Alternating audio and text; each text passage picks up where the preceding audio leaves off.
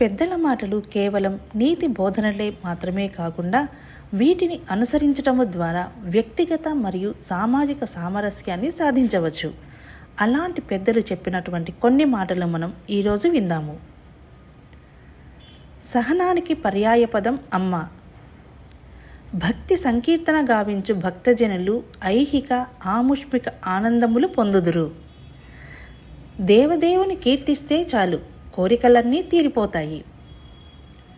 దేవదేవుని కన్నులారా దర్శిస్తే చాలు, ముక్తి కలుగుతుంది. ఆచారమంటే నడత. ఆచరించి చెప్పేవాడు ఆచార్యుడు. ఎప్పటికీ తీర్చుకోలేని రుణం అమ్మ. దేవదేవుని నామమే చాలు, మన కష్టాలన్నీ తొలగిపోతాయి. పెద్దల నుండి మనకు లభించింది సంప్రదాయం. సత్యాన్నే పలకాలి, ధర్మబద్ధంగా జీవించాలి. గొప్పలకు పోవటం భయానకమైన లక్షణం. అహంకారం వల్ల అతిశయం ఏర్పడుతుంది. శ్రేష్ఠుల మార్గంలోనే అందరూ నడుస్తారు.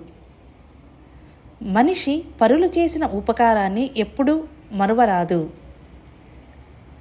గుణాలను అనుసరించే కర్మలు చేస్తారు. వేదం అంటే జ్ఞానం అని అర్థం. ఎల్లప్పుడూ వర్తించేది సనాతన ధర్మం. ధర్మం నశించినచో అన్ని లోకాలు అధర్మం పాలగును. అమ్మ త్యాగానికి ప్రతిరూపం. సృష్టికి మూలం అమ్మ. మమతానురాగాల రూపం అమ్మ. దానం ఒక సత్సంప్రదాయం.